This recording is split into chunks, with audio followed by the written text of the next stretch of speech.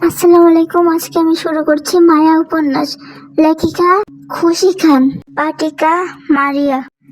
আজকে কলেজে ঢুকতেই ধাক্কা খেলো রুহি আর হৃদ।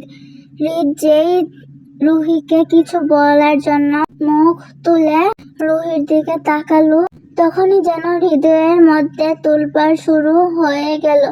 মায়াবী মুখ, মায়াবী চোখ, কোনো অংশে পরীর থেকে কম না। এদিকে রুহি বলে উঠলো, আপনার কি কপালে চোখ নেই?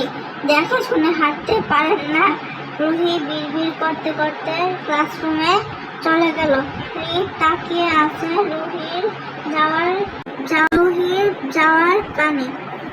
অন্যদিকে পেছনে থেকে রাকিব এসে বলল, কিরে ওদিকে তাকিয়ে কি দেখছিস?